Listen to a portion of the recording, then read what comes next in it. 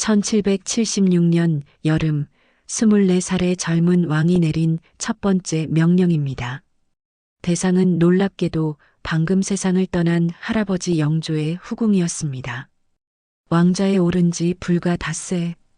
조정은 경악했고 궁은 침묵했습니다. 그 여인 수계문 씨는 알고 있었습니다. 이날이 올 것을. 창덕궁 사저에 유폐된 그녀는 떨리는 손으로 마지막 차를 마셨습니다. 한때 왕의 총애를 받으며 궁궐 회랑을 누비던 발걸음. 2명의 옹주를 낳으며 영조의 곁을 지켰던 20여 년. 그 모든 영광이 이제 한 잔의 독약으로 끝나려 하고 있었습니다. 하지만 이 여인의 죽음은 단순한 후궁의 몰락이 아니었습니다. 이것은 25년 전부터 시작된 한 소년의 복수였습니다. 1762년 여름, 당시 11세였던 세손 이사는 창경궁 뜰에 서 있었습니다. 뒤주 속에서 아버지 사도세자가 죽어가고 있었습니다. 8일째 되던 날, 소년은 보았습니다. 멀리서 조용히 미소 짓는 한 여인의 얼굴을. 그녀의 이름은 수계문 씨. 할아버지 영조의 후궁이자 아버지를 죽음으로 몰아넣은 이들 중 하나였습니다. 그 순간 소년의 눈에 새겨진 한 가지 결심. 저 여인을 반드시. 14년이 흘렀습니다. 소년은 왕이 되었고 첫 명령은 복수였습니다. 하지만 역사는 묻습니다. 수계문 씨는 정말로 사도세자를 죽음으로 몰아넣은 악녀였을까요? 아니면 왕권을 위해 희생된 또 다른 피해자였을까요? 오늘 우리는 이 질문의 답을 찾아 1751년 겨울로 돌아갑니다. 한 궁녀가 왕의 눈에 들어온 그날부터 1776년 여름 사약을 받기까지 25년간 조선 궁궐을 흔든 사랑과 권력 그리고 복수의 이야기가 지금 시작됩니다. 1751년 11월 창경궁은 깊은 슬픔에 잠겨 있었습니다. 효장세자의 부인 현빈 조씨가 28배 젊은 나이로 세상을 떠났기 때문입니다. 이미 5년 전 효장세자를 잃은 영조에게 며느리의 죽음은 또 다른 비극이었습니다. 영조는 59세, 상복을 입은 채 빈전에 나아가 며느리의 마지막 가는 길을 배웅하고 있었습니다. 그런데 바로 그 순간 뜻밖의 일이 벌어졌습니다. 영조실록 27년 11월 조에는 이렇게 기록되어 있습니다. 그날 상이 빈전에 나아가셨다. 단 한 줄의 기록 뒤에 숨겨진 이야기가 있었습니다. 영조의 시선이 빈전을 모시던 한 궁녀에게 멈춘 것입니다. 그녀의 이름은 문씨. 조용하고 단정한 모습으로 현빈 조씨를 생전에 모시던 나인이었습니다. 당시 조선 궁중의 예법으로 보면 이것은 중대한 일탈이었습니다. 며느리의 장례도 끝나지 않은 시점에서 왕이 그 시녀에게 눈길을 준다는 것. 더구나 문 씨는 죽은 현빈 조씨를 모시던 궁녀였습니다. 유교 윤리로는 설명할 수 없는 상황이었습니다. 하지만 영조는 이미 결심한 듯 했습니다. 저 아이는 누구냐? 왕의 질문 한마디가 한 여인의 운명을 완전히 바꿔놓았습니다. 당시 사도세자는 18세였습니다. 아버지가 형수의 장례식장에서 젊은 궁녀를 후궁으로 점 찍는 모습을 지켜봐야 했습니다. 한중록에 따르면 사도세자는 이때부터 아버지에 대한 존경심에 금이 가기 시작했습니다. 아버지께서 어찌 이러실 수 있단 말인가. 세자의 마음속 깊은 곳에서 무언가가 무너지기 시작했습니다. 장례가 끝나자마자 영조는 문 씨를 자신의 처소로 불러들였습니다. 소문은 삽시간에 궁궐 전체로 퍼졌습니다. 왕께서 며느리의 상도 끝나지 않았는데 그것도 며느리를 모시던 궁녀를. 신하들은 입을 다물었지만 눈빛은 차갑게 식어갔습니다. 하지만 더 충격적인 일이 뒤따랐습니다. 영조는 죽은 현빈 조씨가 살던 처소를 통째로 문 씨에게 내주었습니다. 이것은 조선 왕실 역사에서 전례를 찾기 어려운 파격이었습니다. 죽은 며느리의 방을 살아있는 시녀에게 준다는 것. 이는 단순한 총애를 넘어선 집착에 가까웠습니다. 궁중 나인들 사이에서는 이런 말이 떠돌았습니다. 문 씨는 현빈 마마를 닮았다고 하던데. 아니야, 오히려 젊은 시절의 정성왕후를 닮았대. 진실이 무엇이든 영조의 마음은 이미 문 씨에게 가 있었습니다. 1752년 봄 문 씨는 임신 사실을 알게 됩니다. 영조는 기뻐했지만 조정은 술렁였습니다. 이때 사도세자는 대리청정을 막 시작한 시점이었습니다. 아버지는 자신에게 정치를 맡기면서도 정작 관심은 온통 새로운 후궁에게만 쏠려 있었습니다. 세자는 외로웠습니다. 칭찬 한마디 들어보지 못한 채 끊임없는 질책만 받아야 했습니다. 그런 아버지가 문 씨 앞에서만은 부드러운 미소를 지었습니다. 이 장면이 우리에게 남기는 메시지는 분명합니다. 권력 앞에서 윤리와 도덕은 얼마나 쉽게 무너지는가. 한 사람의 사랑이 얼마나 많은 사람의 마음에 상처를 남기는가. 영조는 사랑한다고 생각했지만 그 사랑은 아들의 마음을 병들게 만들었습니다. 문 씨는 총애를 받는다고 생각했지만 그 총애는 훗날 죽음의 씨앗이 되었습니다. 1751년 겨울 그날의 선택이 25년 뒤 한 여인의 사약으로 이어질 줄 누가 알았을까요? 역사는 이렇게 조용한 순간에 예고 없이 움직이기 시작했습니다. 다음 장면에서는 문 씨가 정식 후궁으로 책봉되면서 벌어지는 궁중의 파란을 함께 살펴보겠습니다. 1753년 2월 8일 영조는 문 씨를 정사품 소원으로 정식 책봉하기로 결정했습니다. 하지만 이 과정은 순탄하지 않았습니다. 영조실록 29년 2월 8일 기록을 보면 놀라운 장면이 펼쳐집니다. 승지 윤광이가 어보를 찍기를 거부하니 상이 다른 승지를 시켜 어보를 찍게 하였다. 왕의 명령을 정면으로 거부한 것입니다. 조선시대 관료로서 이것은 목숨을 건 반대였습니다. 윤광이는 왜 이토록 강하게 반대했을까요? 그의 눈에는 이 책봉이 도저히 받아들일 수 없는 일이었기 때문입니다. 첫째, 며느리 상중에 그 시녀를 후궁으로 들인 것. 둘째, 단 1년여 만에 정식 품계를 내린 것. 셋째, 이미 궁중에 좋지 않은 소문이 파다하게 퍼진 것. 영조실록에는 당시 떠돌던 괴이한 소문들이 기록되어 있습니다. 그 남매가 아들을 못 낳으면 다른 자식이라도 들여서 아들을 낳았노라 하려 한다더라. 그 어미는 중이 되었다가 딸의 해산에 환속하여 들어왔다더라. 지금 보면 황당한 소문이지만 당시 궁중에서는 이런 말들이 공공연히 떠돌았습니다. 이것은 문 씨가 얼마나 논란의 중심에 있었는지를 보여줍니다. 윤광이의 반대에도 불구하고 영조는 고집을 꺾지 않았습니다. 결국 다른 승지가 어보를 찍었고 문 씨는 정식으로 소원이 되었습니다. 하지만 영조는 윤광이의 정직함을 인정했습니다. 훗날 그를 이조참의에 제수하며 이렇게 말했습니다. 그때 그대의 직언이 옳았노라. 영조 자신도 알고 있었던 것입니다. 자신의 선택이 윤리적으로 문제가 있다는 것을. 그럼에도 멈출 수 없었던 것은 이미 마음이 깊이 빠져 있었기 때문이었습니다. 1753년 가을 문 씨는 첫 딸을 낳았습니다. 훗날 화령옹주가 되는 아이였습니다. 영조는 기뻐했지만 마음 한편으로는 아쉬워했습니다. 아들이었으면. 조선시대 후궁에게 아들의 유무는 권력의 크기를 결정했습니다. 문 씨도 이것을 너무나 잘 알고 있었습니다.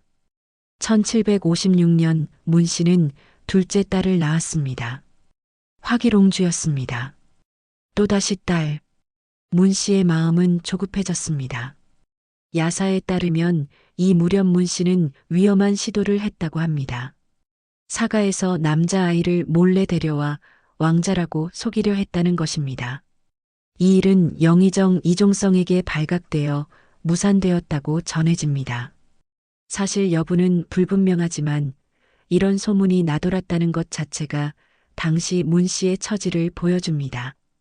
그녀는 왕의 총애만으로는 부족했습니다. 아들이 필요했습니다. 권력의 중심에 서기 위해서는. 하지만 그 아들은 끝내 오지 않았습니다. 이 시기 사도세자는 어떤 심정이었을까요? 아버지는 자신에게는 끊임없이 질책하면서 문 씨에게는 한없이 관대했습니다. 세자가 조금만 실수해도 크게 꾸짖었지만 문 씨의 파격적 행동에는 눈을 감았습니다. 한중록에는 이런 대목이 나옵니다. 동궁께서 말씀하시되 아버님께서는 내게만 엄하시도다. 20대 초반의 젊은 세자는 점점 더 아버지로부터 멀어졌습니다. 그리고 그 틈에 문 씨가 있었습니다.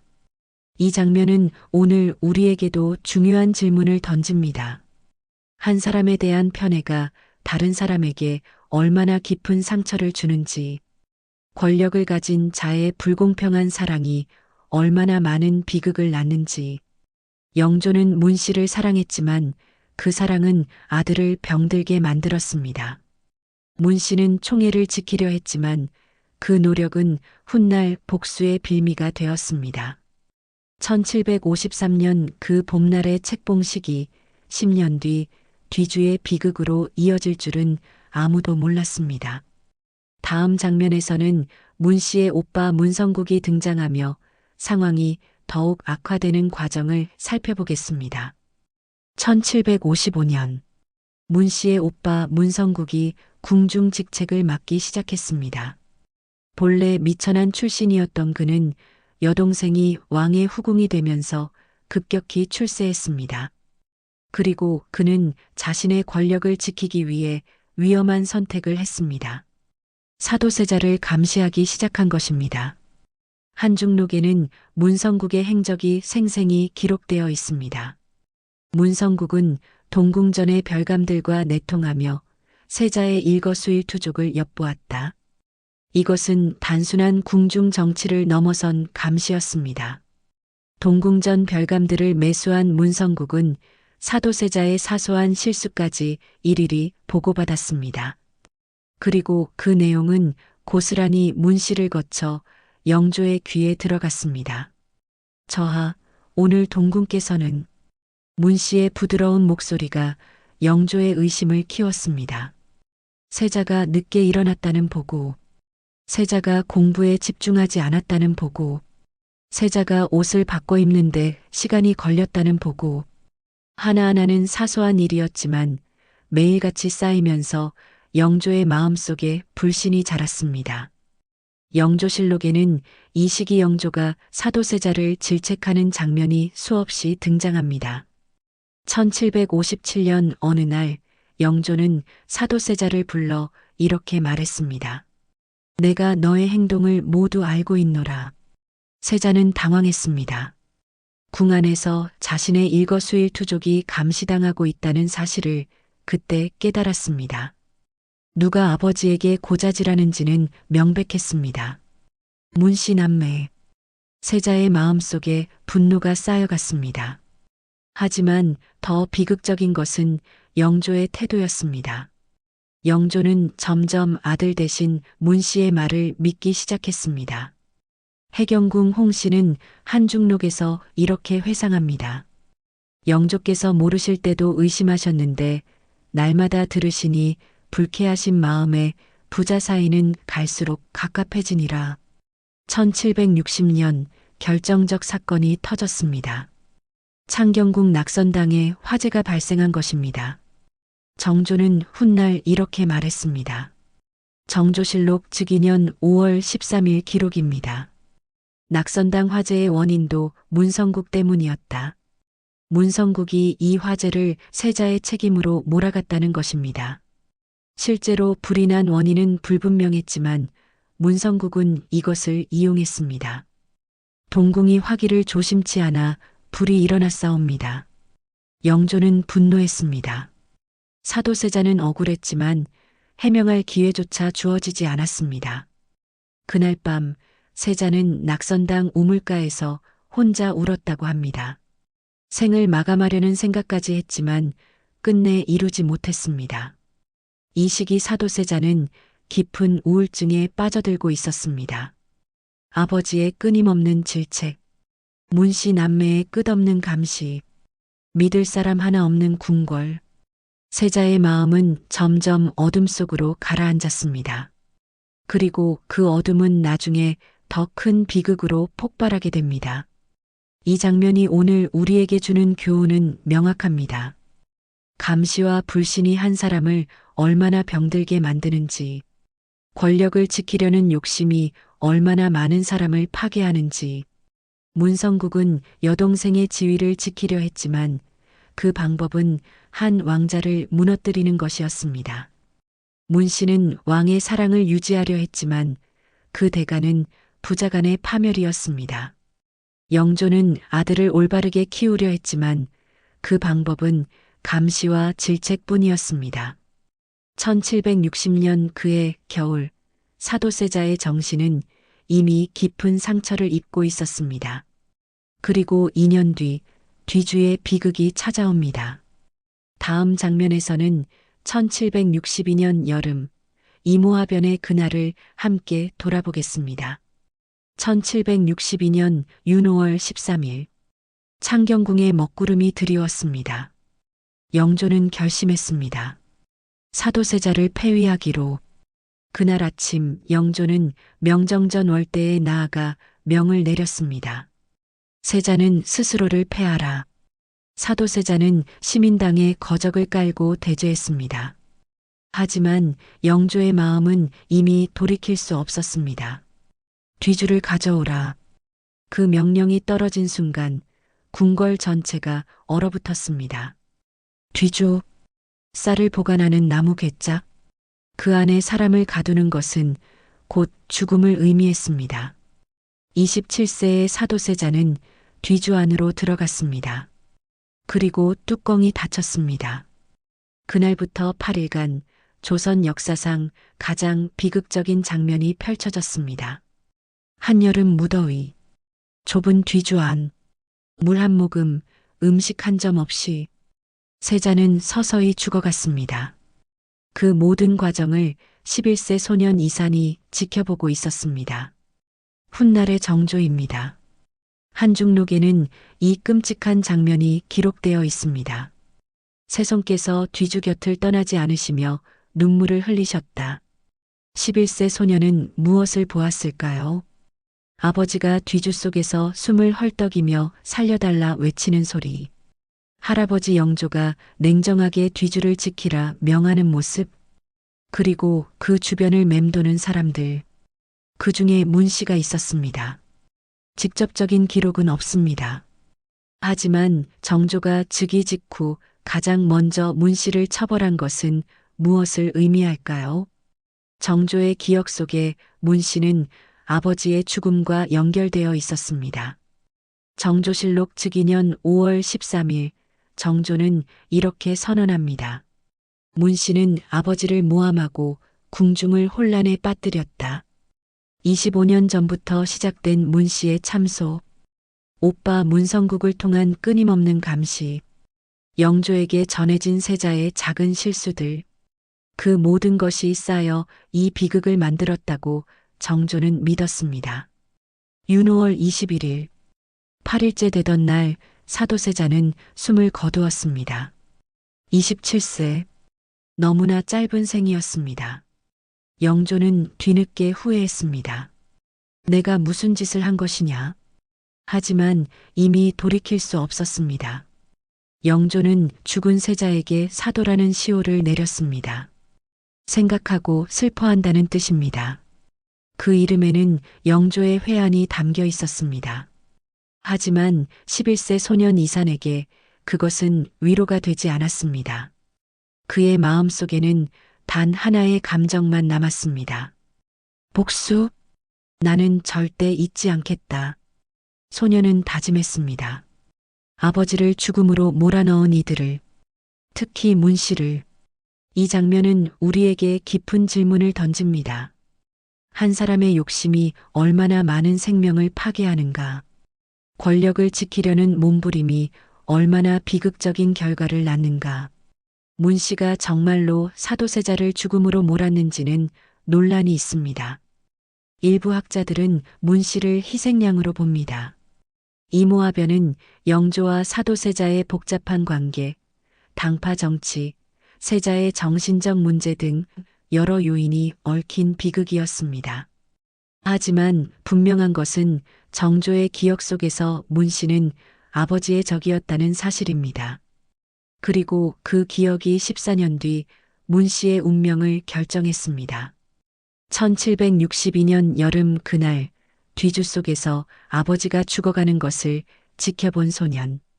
그 소년의 눈에 새겨진 복수심이 이제 역사를 다시 쓰기 시작합니다. 다음 장면에서는 이모화변 이후에도 문 씨가 어떻게 권력을 유지했는지 살펴보겠습니다. 1771년 이모화변으로부터 9년이 흘렀습니다. 사도세자는 이미 이 세상 사람이 아니었지만 영조는 여전히 왕좌에 있었습니다. 그리고 문 씨도 여전히 영조의 곁을 지키고 있었습니다. 이해 놀라운 일이 벌어졌습니다. 영조실록 47년 기록입니다. 문 씨를 종이품 수기로 진봉하였다.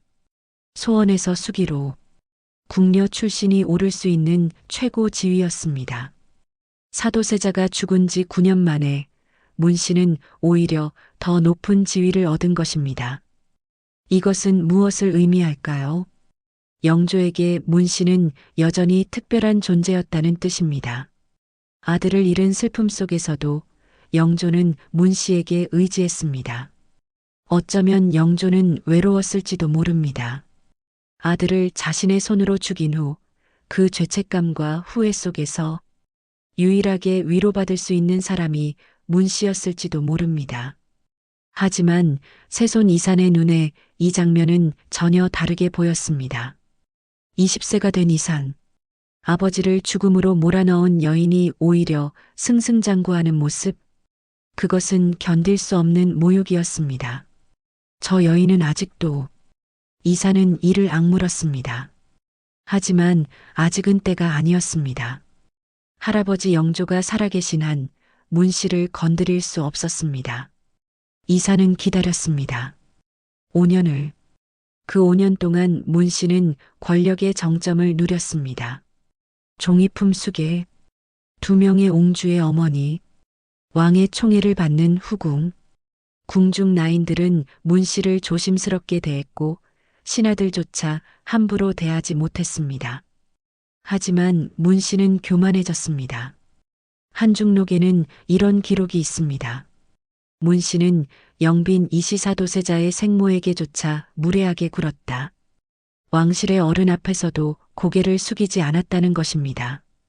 이것은 왕의 총애가 얼마나 사람을 변하게 만드는지를 보여줍니다. 본래 조용하고 순한 성품이었다던 문 씨.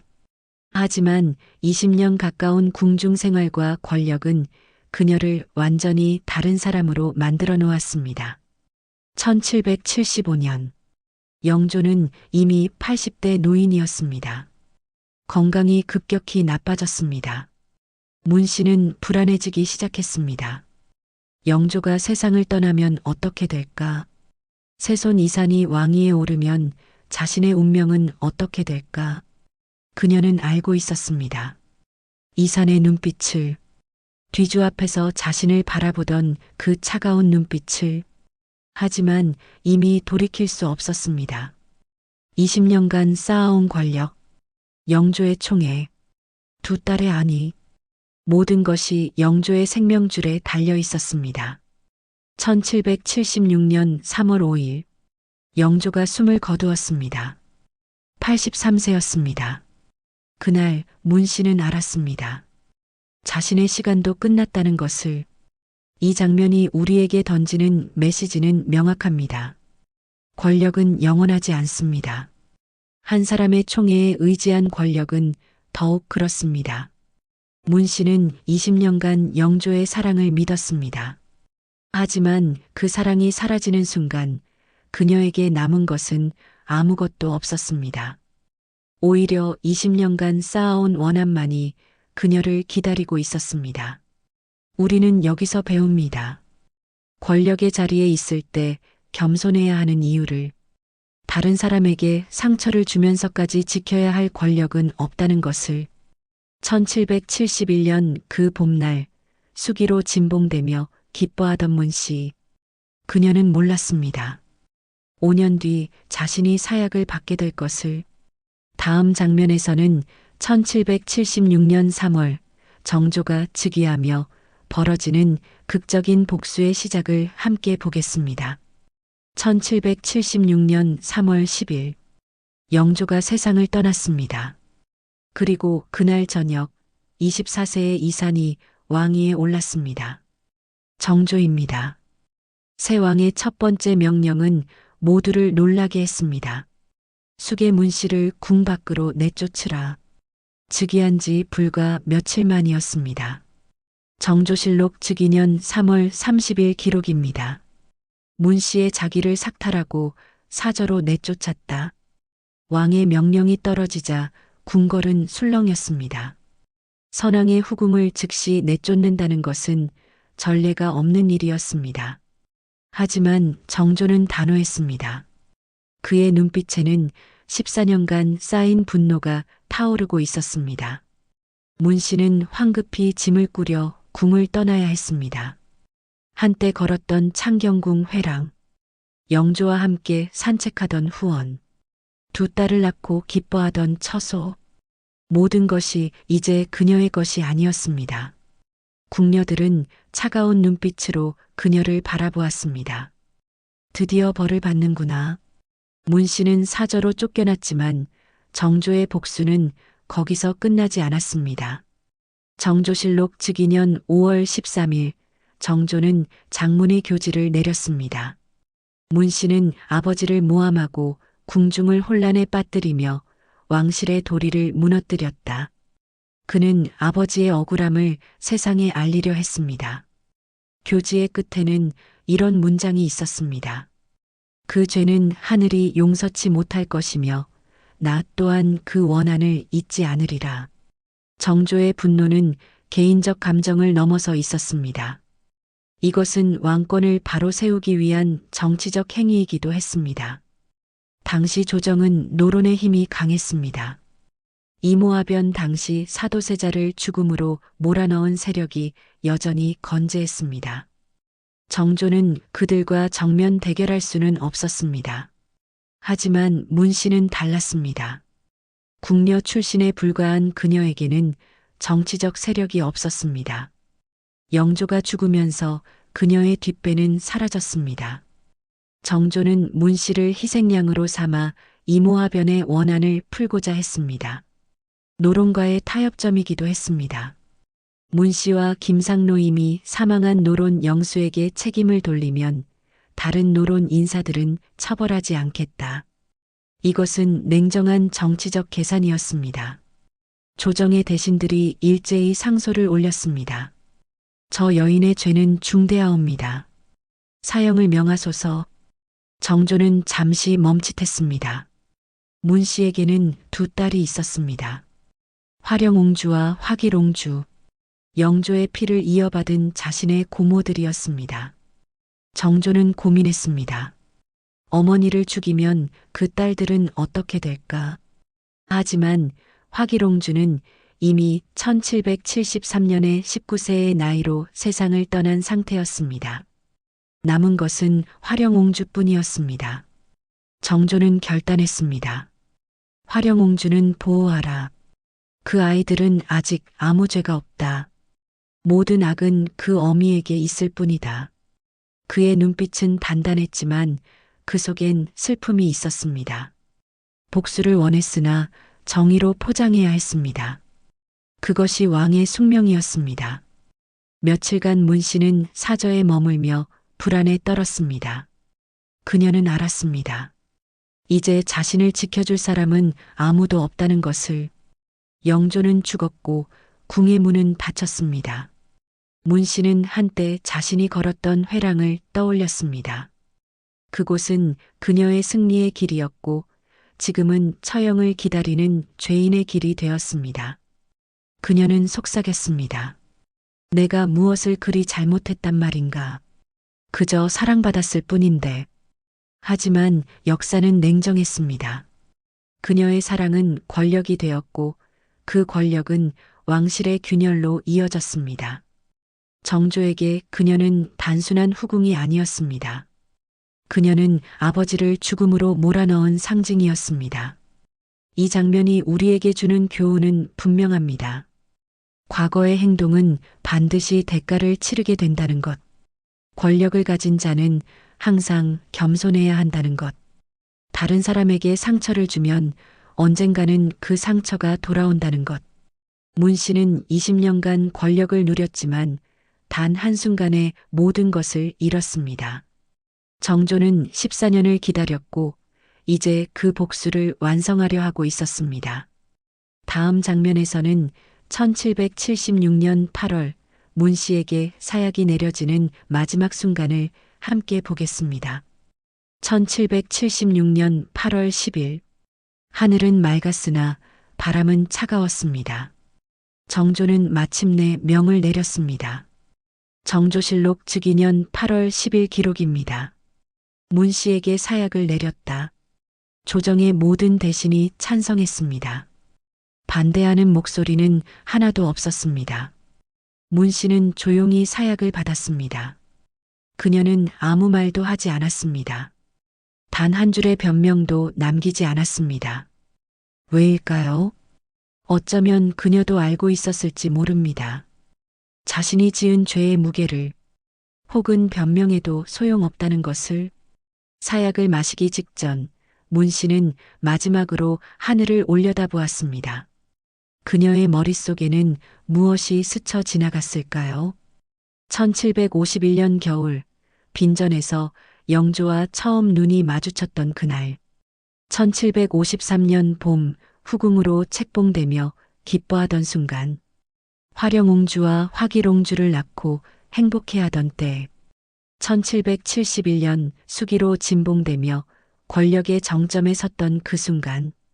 그리고 1762년 여름 뒤주 앞에 서 있던 11세 소년의 차가운 눈빛. 모든 것이 주마등처럼 지나갔을 것입니다.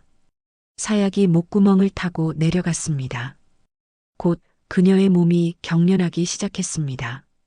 그렇게 한 시대의 여인이 사라졌습니다. 20년 넘게 누렸던 부귀와 영화가 하룻밤 사이에 재가 되어 사라졌습니다. 정조는 복수를 완성했습니다. 하지만 복수의 불길이 꺼진 뒤 그의 눈에는 잠시 허무가 스쳤습니다. 아버지는 돌아오지 않습니다. 젊은 왕의 복수는 완성되었지만 그 마음은 여전히 11세의 소년으로 머물러 있었습니다. 문 씨의 죽음은 단순한 한 후궁의 최후가 아니었습니다. 그것은 조선 왕실의 깊은 상처, 이모화변이라는 비극의 마지막 장이었습니다. 하지만 정조의 복수는 거기서 멈추지 않았습니다. 문 씨의 일가는 철저히 처벌되었습니다. 오빠 문성국은 노비로 전락했고 그의 재산은 몰수되었습니다. 문성국의 아들은 먼 변방으로 유배되었습니다. 문 씨의 어머니는 제주도의 관노비로 끌려갔습니다. 사위들마저 화를 피하지 못했습니다. 화령옹주의 남편은 장모의 재산을 처분한 죄로 벌을 받았습니다. 그렇게 한때 화려했던 문 씨 가문은 풍비박산 났습니다. 하지만 정조는 냉혹한 심판 속에서도 한 줄기 자비를 남겼습니다. 화령옹주는 내 고모다. 그 아이만큼은 지켜야 한다. 신하들은 끊임없이 상소를 올렸습니다. 옹주 또한 영모의 피를 이어싸웁니다. 자기를 삭탈하소서. 하지만 정조는 고개를 저었습니다. 아이들은 죄가 없다. 그들의 어머니가 죄를 지었을 뿐이다. 그는 원수의 딸을 보호했습니다. 이것은 단순한 혈육의 동정이 아니라 왕으로서의 도리였습니다. 그는 피해 복수 속에서도 인간의 윤리를 지키려 했습니다. 화령옹주는 궁 밖에서 조용히 살았습니다. 왕실의 온전한 예우를 받지는 못했지만 정조의 은혜 덕에 생을 이어갈 수 있었습니다. 그녀는 1821년 순조의 시대까지 살아남았습니다. 69세까지 천수를 누린 것입니다. 이것은 조선의 긴 비극 속에서 유일하게 남은 용서의 증거처럼 보였습니다. 그렇다면 역사는 숙의 문씨를 어떻게 기억해야 할까요? 그녀는 정말로 악녀였을까요? 아니면 희생양이었을까요? 일부 사학자들은 다른 해석을 제시합니다. 문씨는 궁녀 출신의 일개 후궁이었습니다. 정치적 세력도 학문적 기반도 당파의 후원도 없었습니다. 그런 여인이 과연 조선의 왕세자를 죽음으로 몰 수 있었을까요? 이모화변의 진짜 원인은 영조와 사도세자의 복잡한 관계, 당파 정치, 세자의 정신적 문제 등 여러 요인이 얽혀 있었습니다. 정조는 왕권을 강화하기 위해 안전한 희생양이 필요했고 문씨가 그 대상이 되었을 수 있습니다. 노론과의 타협점이기도 했습니다. 문씨를 희생시키면 노론의 주요 인사들을 건드리지 않겠다.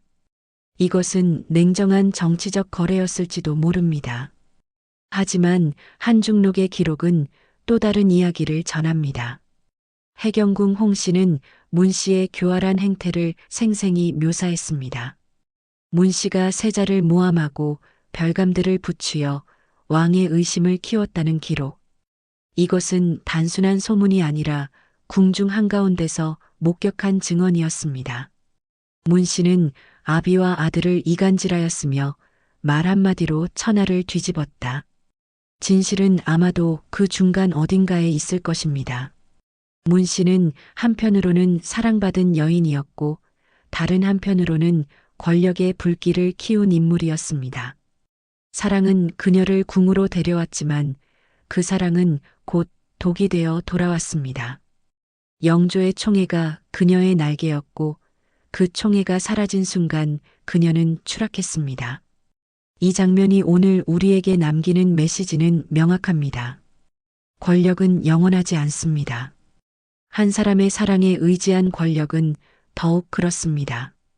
다른 사람을 짓밟고 올라간 자리는 결국 무너집니다. 과거의 행동은 반드시 대가를 치르게 됩니다. 숙의 문씨, 그녀는 끝내 악녀로 기록되었습니다. 하지만 그 뒤에는 조선이라는 거대한 운명의 그림자가 있었습니다. 1776년 여름 그날 사약을 마시며 그녀가 남긴 마지막 생각은 무엇이었을까요? 우리는 결코 알 수 없습니다. 하지만 역사는 이 교훈만은 분명히 전합니다. 권력과 사랑 앞에서 겸손하라. 다른 사람에게 상처를 주는 권력은 결국 자신을 파멸시킨다.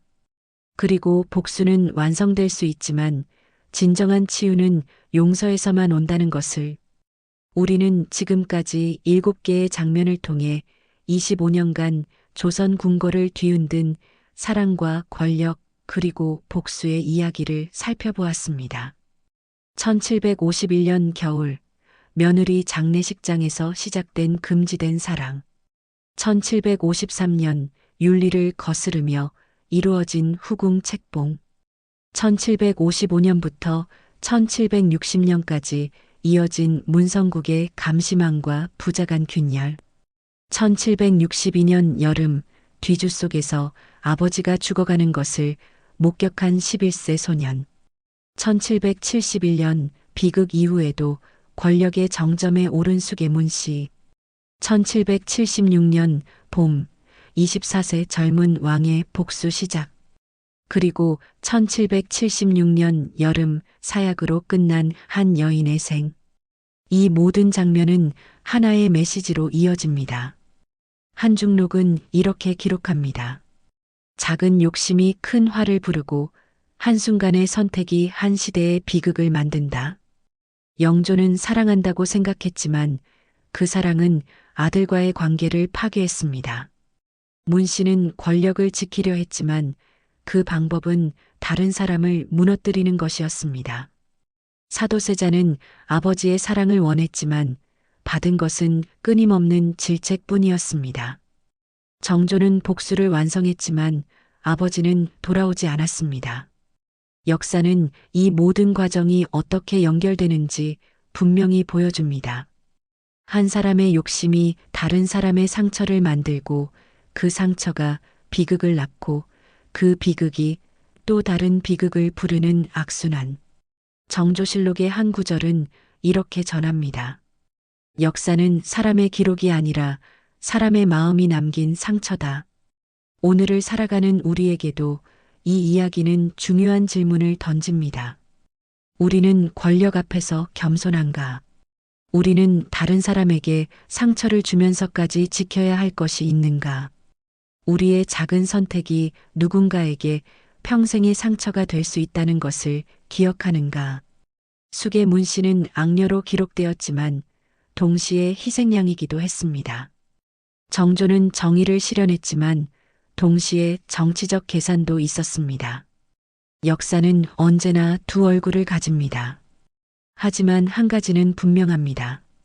권력은 영원하지 않고 사랑도 영원하지 않으며 복수조차 진정한 치유를 가져오지 못한다는 것. 진정한 힘은 용서와 겸손에서 나온다는 것. 우리는 이 7장면을 통해 배웠습니다. 과거의 행동은 반드시 결과를 낳는다는 것. 다른 사람에게 준 상처는 언젠가 돌아온다는 것. 권력의 자리에 있을 때 더욱 겸손해야 한다는 것. 이것이 숙의 문 씨와 정조가 우리에게 남긴 가장 큰 교훈입니다. 우리는 지금까지 1751년부터 1776년까지 25년간 조선 궁궐을 뒤흔든 한 여인과 한 왕의 이야기를 함께 걸어왔습니다. 며느리 장례식장에서 시작된 사랑이 어떻게 왕실의 비극으로 이어졌는지, 한 소년이 목격한 아버지의 죽음이 어떻게 14년 뒤 복수로 완성되었는지, 그리고 그 모든 과정에서 인간의 욕망과 권력이 얼마나 많은 사람을 파괴했는지 확인했습니다. 숙의 문 씨는 사랑받기를 원했지만 그 사랑이 죄가 되었습니다. 영조는 아들을 올바르게 키우려 했지만 그 방법이 아들을 죽음으로 몰았습니다. 정조는 아버지의 원한을 갚았지만 복수로는 진정한 평화를 얻지 못했습니다. 역사는 이렇게 우리에게 묻습니다. 권력 앞에서 우리는 얼마나 겸손한가? 사랑이라는 이름으로 다른 사람에게 상처를 주고 있지는 않은가? 작은 욕심이 큰 비극을 만들 수 있다는 것을 기억하는가? 1776년 여름 사약을 마시며 숙의 문 씨가 마지막으로 본 하늘은 어땠을까요? 그녀의 마음속에는 후회가 있었을까요? 아니면 억울함이 있었을까요? 우리는 결코 알 수 없습니다. 하지만 한 가지는 분명합니다. 그녀의 이야기는 250년이 지난 지금도 우리에게 중요한 교훈을 전하고 있다는 것입니다. 여러분은 이 이야기 중 어떤 장면이 가장 마음에 남으셨나요? 1751년 겨울 빈전에서의 첫 만남이었나요? 1762년 여름 뒤주 앞에 선 11세 소년의 눈빛이었나요? 아니면 1776년 여름 사약을 마시는 마지막 순간이었나요? 댓글로 여러분의 생각을 들려주세요. 그리고 이 이야기가 의미 있었다면 좋아요를 눌러주시고 더 많은 역사 이야기를 원하신다면 구독 버튼을 눌러주세요. 역사는 먼 과거의 기록이 아닙니다. 지금 이 순간 우리의 선택 속에서도 동일한 원리로 움직이고 있습니다. 작은 용기, 작은 결단, 작은 겸손이 모여 우리 삶과 우리가 속한 사회의 흐름을 바꾸는 힘이 됩니다. 오늘 이야기 속 인물들이 여러분의 마음에도 작은 빛이 되기를 바랍니다. 당신의 오늘이 누군가의 내일의 좋은 역사로 기록되기를 바랍니다. 긴 시간 함께 걸어주셔서 감사합니다. 다음 이야기에서 또 만나요.